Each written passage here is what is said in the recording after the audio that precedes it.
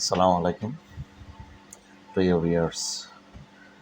আসলে আপনাদেরকে জানাই ভিডিও শুরুতে আমার সালাম, আমার পক্ষ থেকে শুভেচ্ছা। দেখুন আমরা মালদ্বীপ সাগরে কত বড় বড় টুনা মাছ ধরতেছি। অবশ্যই ভিডিওটা দেখলে আপনারা বুঝতে পারবেন টুনা মাছগুলো প্রায় 65 কেজি হলে মাছটা হবে, 65-র উপর আছে, 65-70 কেজির মতো মাছটা। আসলে অনেক পরিশ্রমের পরে আমরা কিন্তু মাছগুলো ধরি।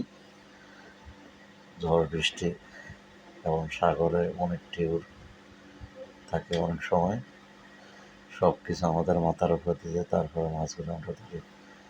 আসলে খুব রিস্কের কাজ। আমরা এই মাছগুলো যে সময় সুতেটা হাতে যদি বেসায়, নিচে অনেক সময় বড় হাঙ্গর মাছ থাকে, ওই হাঙ্গরে কিন্তু আক্রমণও করতে পারে।